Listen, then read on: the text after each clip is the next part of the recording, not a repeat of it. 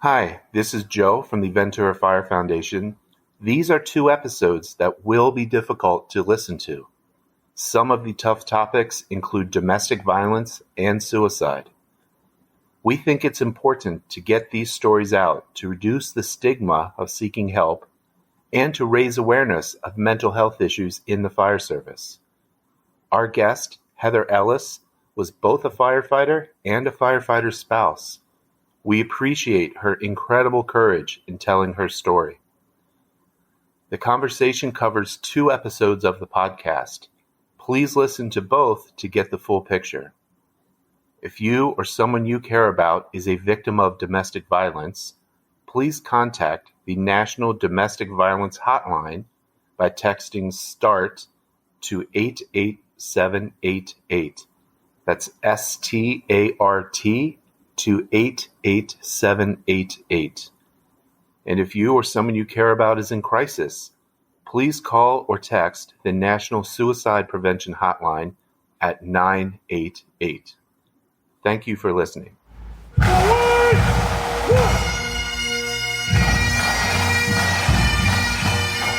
Welcome to the Firehouse Roundtable podcast, brought to you by the Ventura Fire Foundation. I'm one of your hosts, Peter McKenzie, retired fire captain with the City of Ventura Fire Department, and my co-host, Jason Kay, active battalion chief with the City of Ventura Fire Department. We are going to bring awareness to real issues that face firefighters and their families. We want you to feel like you have a seat at the kitchen table, which every firefighter knows is the heart of the firehouse. Let's get right into the episode.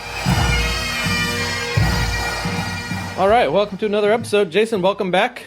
We had Jeremy in your place last episode. Yeah, sounds good. I'm glad to be back. I was hoping that you wouldn't have just completely changed me out for Jeremy at this point, but it's glad to be back. We tried to be back. Yeah, I actually tried to change myself out for Jeremy. He wasn't going for it. But anyhow, yeah, welcome back. Today, obviously, we have a very familiar person in the fire department. Heather Ellis is back with us again today, not to talk about hope and that whole thing. We're going to get into some of her story, so I'm excited about that. Let's introduce her. Heather, welcome back to the podcast. Thank you. I appreciate you having me.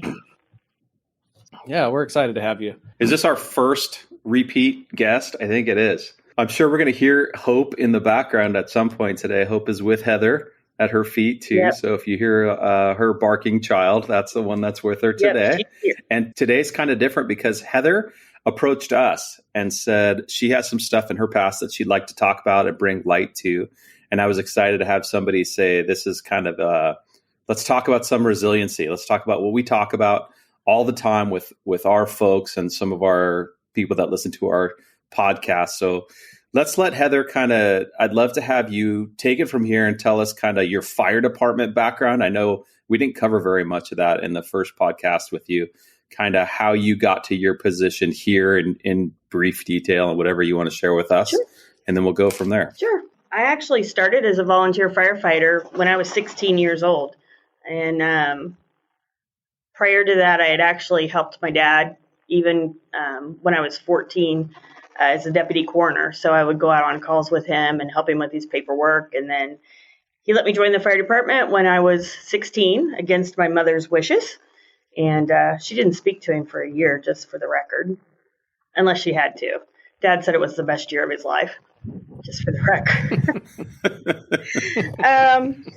I went to paramedic school when I was 21 and went to a hospital-based program. By the time I was graduated, right out of paramedic school, I got picked up by a fire department. Soon after, went into the airport fire department as a crash firefighter, and I was there for several years. And then I went to a suburban fire department. From there, I was a firefighter paramedic. I was also ran a high school EMT program for them, where I went into the high school every day and taught seniors AP Health credit. I had a pretty significant injury on the job that required multiple surgeries to put me back together. I did get back to work, but because of some because of the injury and some pretty significant issues going on at home, I opted to get a position that allowed me to be at home at night with my kids. And I moved into the hospital environment where I was the EMS coordinator for a very large EMS system that supervised 18 fire departments over 3 counties, about 800 EMTs and paramedics. So I was quite busy, and then I also ran a paramedic program out of that hospital. When did you go to nursing? Because you went to nursing school as well, Correct. right? Well, I was working at the hospital, went to nursing school in 2010. Just for context, what was the big department that you oversaw, or the county that you were overseeing as EMS director? So that was in Hendricks County. So we oversaw multiple fire departments. So we were Brownsburg, Plainfield, Avon. So basically it was a strip of departments that ran down a corridor, 267. Okay, so tell me, if you want to, and what started the whole progression down the, I guess what you just talked about a little bit as far as your injury. You want to talk about your injury at all, and what exactly that was, and the healing time, and what happened to you? So I was doing a bailout procedure in training, and we were not taught appropriately. It was actually the first day of training for the process, and about halfway down, I blew out my left shoulder. I subluxed my right, and it took 2 surgeries to reconstruct my left shoulder and 1 to put my right shoulder back together. I was completely dislocated on my left, and I was in so much pain on the way to the hospital that I actually managed to put it back in the socket. It hurts so bad. Yeah. So talk about maybe recovery times. Yeah, obviously you have some knowledge of what happened a little bit with some of the risk stuff and how you kind of survived. Did you guys have light duty? Were you eligible for any of that We stuff? did. We did have light duty. So okay. I actually struggled with physicians and workman's comp during the process. I actually had a physician who was supposed to be well known for shoulder injuries who didn't believe it was possible that I could put my shoulder back into place. So he wouldn't order an MRI. So there was a delay there. I got frustrated and said, just put me back to work. Well, I always needed the money and needed the overtime. So let's get back to work. And I did. I went back to work, even though my shoulder would just literally just fall in and out of the socket at that point in time. But that's what it was. And it was okay because I had a family to provide for. So I went back to work and he let me. On my 30th birthday, it was like a special day because they were officially taping my shoulder in place so it would stay there in physical therapy. And they said, we're not letting you exercise anymore. And they just wrote a note to the physician saying, we can't do this anymore. So where did this lead to? Did you end up getting fixed up, or where did they go from here? So I went back to the original surgeon, and he says, ooh, well, this might be much more serious than I thought it was. And if it's now what I think, I can't fix it. I'll have to send you to a different surgeon. So that took another 2 months of referral processes. And fortunately, the surgeon he sent me to was wonderful. Within 5 minutes, he says, you need surgery. Obviously, he goes, it's going to take me about 2 weeks to get you in because it was close to the holidays. And he goes, I'll try to do arthroscopic surgery. He goes, I don't think it's going to work because your humeral head appears to be caved in. I said, awesome. And I said, well, can I continue to work? Because I was still working on the engine and on the ambulance because we did a rotation every other day. And he goes, if you feel like you can do your job, and being like everybody else, I'm stubborn and I'm like, sure, I can do my job. And I continued to do my job up until the day before I had my surgery about 3 weeks later. And it was an open procedure, and it took him about 3 hours to do the first surgery to put it back together. And that recovery alone was over 6 months. How did that affect your? A lot of times we hear of firefighters that get injured and it like triggers other things, or now you're at home for 6 months. And how did the injury feed into some of the other issues we're going to talk about, or did it, maybe it didn't? Actually, the issues that were precipitated for me really had more to do with the vulnerabilities it caused at home. So, my husband was also a career firefighter paramedic, and he had issues that he was not addressing. So because of that, he was prone to issues of domestic violence at times. And so because of my injury, it led me to be very vulnerable in that situation. Of course, when you're in situations like that, it leads to increased anxiety. And then I also have an obligation to ensure the safety of my children. And that was probably always my biggest issue, was making sure the kids were okay. What did the kids look like? How many kids were we talking? Oh my goodness. Then they were probably 5, 6, and 7. They're little. So little. Yeah, they're little. Little, yeah. Yeah, and they're all stair steps. So all 3 little girls at the time. Yeah. Gotcha. Okay. Go ahead, Jason. I was just going to say, so you being home and you being kind of incapacitated from your injury, that led to obviously a ton of vulnerability. And were your kids home most of the time with you guys at that point? Yeah, except when they weren't in school. Yeah. Okay. Sure. So what happened next? Where are we headed with this? Is this something that are you willing to talk about? Because I know there's a ton of, after you've been through all of this stuff, all of this pain and trauma that it's caused you after going through actual physical pain, what is it that led you down the road of saying something is off, something is different? Where do you go from here?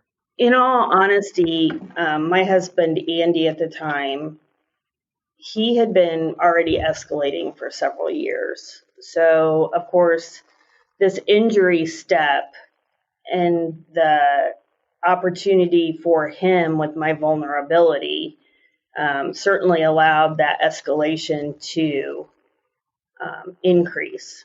It was probably about that time, though, or shortly after, that I convinced him that we needed some opportunity to talk with a therapist because this couldn't continue. He finally agreed. It was difficult, but we had engaged with a therapist. She tried to talk with him about PTSD and about depression. And unfortunately for him, being a firefighter paramedic, he didn't feel like he had any, and that he was coping just fine. And he was in complete denial. Sorry, did you guys work at the same department? We did not. Or no? So we worked for neighboring departments on opposite shifts. So I was an A shifter, he was a B shifter. Okay, so there were issues. It sounds like that he wasn't dealing with long before you got injured, and then the injury obviously, stepped up the intensity. Maybe it sounds like because you were at home, incapacitated, or not incapacitated, but recovering. Right. Roughly what year? What year? This is pre PTSD main topic of conversation in the fire service, or no? Definitely. So this was late 90s. But, gotcha. I mean, that still said, certain incidents certainly got a CISD or a CISM response, and that was often engaged in both of our departments. He was just the type of person that's not necessary, yet he didn't have great coping skills. He was often sleep deprived. He would not recognize the need for self-care, developed sleep apnea. He was in denial that he had sleep apnea, which precipitated more sleep loss issues for him. And the more he continued to escalate, the more issues within the home, including violence, there were. I was the person that came out on, because I was the protector of the kids. And a lot of people now, even in reflection, they go, Heather, you're not the personality to put up with that. Explain why you stayed. My husband was a very, very intelligent individual. He was like a snake charmer. And my biggest worry, in all honesty, in watching his brain work and his continued escalation and lack of ability to acknowledge that he had issues that he needed to mitigate, was the issue of him having unsupervised visitation with the kids. And I believe that would probably have happened. And then there would have been no supervision, which is in part one of the bigger reasons why I ended up taking a 8-to-5 job, so I could be home with the kids at night. And we had to get away from that 24-hour schedule where he was alone for 24 hours with the kids. So his domestic violence issues were like bleeding over, essentially, is what you're... I was afraid they were going to. You're afraid they were? Okay. I got a couple questions for you. First off, you're brave, and this is awesome that you're sharing your story, and I appreciate it. And I think there's a lot to learn from it, especially families at home, right? So you have a very unique perspective. Not only were you the wife of somebody who was suffering from PTSD, because, I mean, right now there's a lot of wives at home who probably are in, I don't know, not the exact situation, but similar situations. Who knows exactly what they are, and you were also a firefighter, and you probably had a pretty good understanding of what was actually going on. Or I guess that's a question. Knowing what you know now, obviously hindsight's probably 20/20, but in the middle of it, did you understand really what was going on? Like why some of these things were happening, or were you more in crisis mode because it was happening to you? So let's start there, and then I have a little bit of both. For certain, I could see patterns related to calls, and I could see patterns related to sleep deprivation for certain. And that's not a hindsight issue looking back. It could be identified at the time. And he would even have periods of escalation at work where he wasn't getting along with people. He was getting written up. He was certainly having issues where at times I was concerned he's going to lose his job. And then all of a sudden, he has this period of honeymooning, and he's improving. He even got promoted, and he's honeymooning at home. And you think, okay, what's going on? Well, good. We're happy. Things are good. What advice do you have for a spouse at home right now who's seeing things in their firefighter, which I think is really common? What were those feelings like, or what can you say to spouses at home who don't know what to do and don't know what the heck is going on, and maybe don't have the cultural awareness that you had because you were also a firefighter? I think one of the things that is certainly a blessing in the fire service today that we didn't have then is the peer support concept. That in itself is a tremendous blessing, that fire families can even reach out to other members of the department and say, I have a concern about my spouse. I know they're not sleeping. I know that this is a problem. And then fire departments having these contracts that allow for spouses to make initial contact and go, we have a problem in our home. Help me know how to mitigate this problem. Help me know how to engage my spouse. Because I'm not sure right now what to do, but I know we have a problem. Because in the end, my spouse unfortunately, wasn't making the best choices. He had to choose to get help. I asked him to get help. He was even hospitalized for 48 hours at one point because he had overdosed. But once he was hospitalized, when he said, yes, I need help, within 48 hours, he charmed his way right back out going, I'm better. I don't need this, because he's busy helping the patients. He's the model patient himself. I'm great. I don't need help. And they have to own these things. Sometimes we have to help lead them to the water, but once they do get to the water, they have to be willing to take a drink. And that's the really tough part. And we are blessed today with many, many tools, but there does have to be a level of ownership within the firefighter. Like even in myself, I have to choose to be happy. My path has not been pretty. It's been a difficult road, but I don't blame the fire service for my injuries. And I don't blame the fire service for what happened in my marriage. Ultimately, I made the decision to go out that window. I didn't have the best training. The training was at fault. I even looked at it and went, I don't feel right about this. But I didn't speak up or advocate for myself either. That's a hindsight component. And I think that we have to do a better job of taking care of ourselves and making certain aspects of self-care a priority. And as a firefighter going, I appreciate that our son has a baseball game this morning, but I was up all night at a fire at the lemon plant. And for me to be a better parent tonight, I think I need to miss the game this morning and get a few hours of sleep, because tonight I don't know that I can be the best parent if I don't get some sleep. Yeah, that's good. That educational component too that you're talking about is self-care, educating in what you need, sleep deprivation, and how to take care of that through self-care, because you're not guaranteed to get sleep again tomorrow night.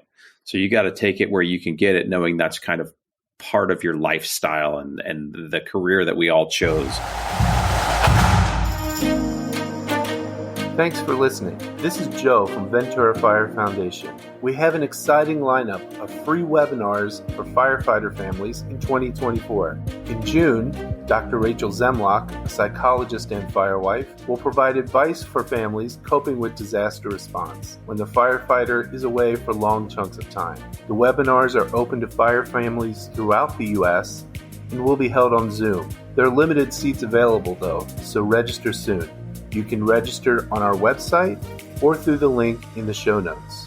All of the webinars will be recorded and made available on our website and YouTube channel. Support from Vanguard Charitable made this series possible, and we thank them. Now back to the show.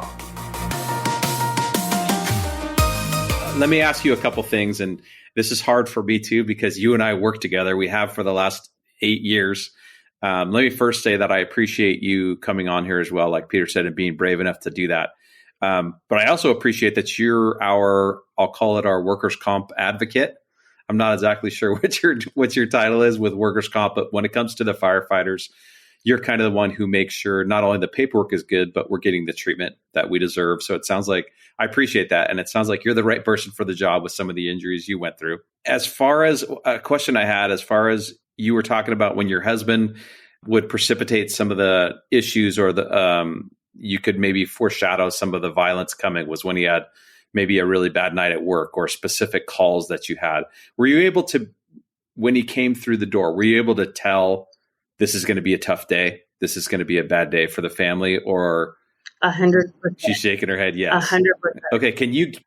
Would you be willing to share some of what that looks like as far as what you saw on him or what he talked about or his differences in actions? And the reason I'm asking is because I'm hoping that before it even gets to that point, but maybe some of this forethought or actions that you're seeing when they're even at a smaller stage is kind of a warning sign for myself as a firefighter and also for my wife to know something's off here. Let's get some help before it becomes a major issue. Oftentimes when those warnings You knew right away it wasn't going to be a good day. Typically, the first thing was the brush off of the kids, especially when they were younger. It was just they're excited, parents home, and it's the total brush off. It's just the straight upstairs. No conversation with anybody, just straight to the bedroom. And for me, that's sign one that, okay, probably not in for the best day today. And then from a conversational component, typically not a lot. For me, being in the same situation, I was coming in tired to the kids. There was no relief for me, which was fine. For me, and it was set up this way, the offer was for him was always, you need some sleep. Unfortunately, he often chose to be the martyr, but it was his response that always, it was the tone, it was the anger. Usually it was the lash out. It was everything was a bite. There was no pleasantries in it whatsoever. And so it was really the morning start. It was the brush off of the kids, the brush off of me, and just snap on every aspect of conversation. And nothing's going to be good here. Okay, so I've heard this before. This is things that are supposed to be really important in your life are no longer important. And this is like your kids, like you're saying, or like your spouse. When you come home, instead of it being kind of a long, slow process of, I don't care about this activity anymore. It's immediate. I don't care about you. I don't care about my kids. I don't care about things that are supposed to be really important. So those are all red lights flashing saying this is an emergency. Let's do something. So I appreciate you sharing those kind of warning signs and I'll say triggers, I guess. And where do we go from here? So from that point, lead me through the rest of the story. So what happened after that? You're on a 9-to-5 or 8-to-5 job at this point. He's still working 24s? He was he actually ended up getting promoted into administration for a short period of time, which we ended up on same schedule. The honeymoon didn't last long, and he started not working well with the chief, really for no good reason, in the sense of, those issues of PTSD, we can bank them. We can push them back. But they can only stay banked so long if we've not worked to mitigate them. And so he's no longer sleeping well. It's restless sleep. It's fitful sleep, or he's up all night just pacing, which then leads to poor work performance. And eventually he gets demoted. Next thing we know, he's not working well with his peers again. And he has an incident at work that ultimately leads him to get terminated. He, from there, went to nursing school, and we'll shorten the story. We'll move it forward to the kids have now hit early high school. That summer, I don't know what really was the precipitating issue, but the final straw for me, he broke my arm. And it was I seriously I can't do this anymore. And I think the kids being the age they were at that point was like I wouldn't have to worry necessarily about being the protector anymore, because visitation, they can speak for themselves, and they have greater ability to stand up for themselves and protect themselves and speak to a judge and all of those aspects. And I think I can't hide this anymore. I realized in hindsight afterwards, and everything blew up, that many of the guys that I work with, they said, Heather, your black eye stories only went so far. And I get that. Was that when you broke your arm? Was that your first time at the hospital for domestic violence? Yeah. Okay. And what kind of things did the doctors say? Or at that point, were you like, I'm done. I'm telling them everything that happened. I didn't tell them. I need to get out of here. I didn't tell them. So give me that kind of perspective too. Like, what is it? Because I can understand I need to protect my kids. I can understand that. Absolutely. But it sounds like this is about 10 years, right? From where our story began until this point, maybe a little more. And why is it that you were still afraid that you were still, I'll say, protecting him? And I know this is a very ignorant question to ask. So at that point, I was protecting my dignity. I'm not going to lie. I was protecting my dignity because I'm in my workplace. So I was protecting my dignity. And what I had was considered a nightstick fracture. So he actually had thrown something at me, and he threw it at my head, and I did this and fractured this bone right here. So from that point on, you were done, and you were figuring out how to get away. Well, correct. And he was moved out of the house for the summer. That summer, we spent a lot of it at someone else's house sitting, to allow him to get himself removed. And that had finally occurred. And we had actually, right before school, we had actually come home from work, and we had brought some food home, and the order was wrong. And I said, no big deal, girls. I'm going to go get it corrected. I was gone for 5 minutes, and I came home, and he was there. And unfortunately, he injured one of the kids in that 5 minutes. And that ended up being the game changer of our lives. So I have a lot of regret where that's concerned, because I wish I had filed the police report when he broke my arm. And my girls are okay. My girls are healthy. He was arrested after a brief police standoff, believe it or not. From there, the kids and I got healthier, and we built our resilience. We worked through a lot over the next couple of years, tried some things for a while. We got some assistance from a couple of groups to protect us. It was really good and really helpful until you learn valuable lessons when the batteries go out on certain devices.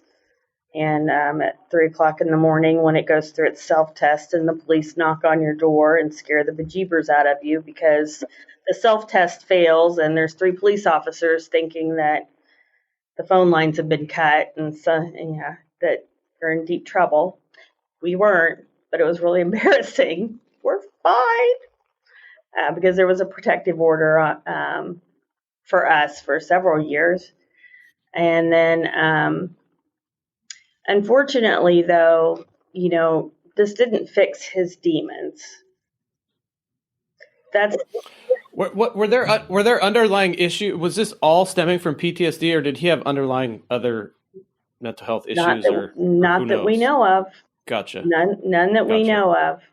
Again, I mean, I will tell you that the fire departments back there, even in the 90s, they, in addition to physical testing, the mental health component of testing and psych testing that we went through for our jobs was pretty comprehensive.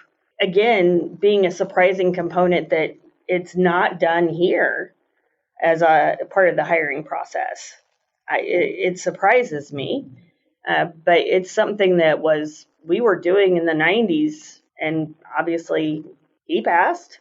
So, I mean, nothing was caught from that perspective. So again, not that we're ever aware of. So from that perspective, we have to assume that it is related to PTSD and depression, that it was never mitigated because he didn't believe that he had that problem, unfortunately.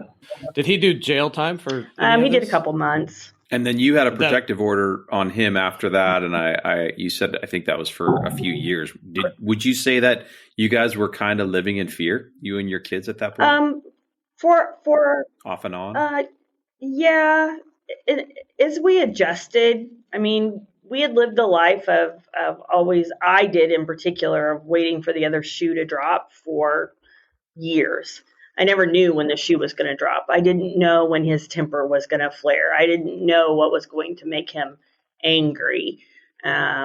So actually trying to pull that fear component back for me and become more comfortable was actually somewhat difficult, because it's certainly, not going to lie, that led to an anxiety disorder for me. And I still live with that today. I have to treat it. Part of what I have to own. So it sounds like you guys, were you getting therapy, you and your kids, after you guys moved out? Oh, we did for a while. Okay. What did you think of that? And specifically, is there anything that you could suggest for families that have dealt with some of those issues, as far as therapists, or what to look for, or what helped or what didn't for you guys? I think it's most important that you just find somebody that you connect with, especially when you have kids. When you have teenagers, you definitely have to find somebody that they're going to engage with. I was fortunate to be able to have a couple different routes for resources through my job, plus through the agencies that they connected us with because of the domestic violence issue that had occurred in the home. So both of those avenues for me were really good. Where the girls were concerned, it's a much tougher issue. Finding that person that they have that connection with can be tough. And of course, what do they always want to say? I'll just talk to my friends. Where did you go? Where did it go next? So you guys were separated. Did that effectively end his relationship with his children, or no? For the most part, yes. So the craziness of all of this is that one of the girls was not in the house when this happened. So the protective order did not include her. And once the divorce was final, he was still entitled to visitation with her. Again, many of those fears coming to fruition right in front of me, going. Did he visit? Did he in fact visit with her? Oh, absolutely. Are you kidding? Because that's the type of personality he had. Meaning, tell me what you mean by that. Controlling? Oh, yeah.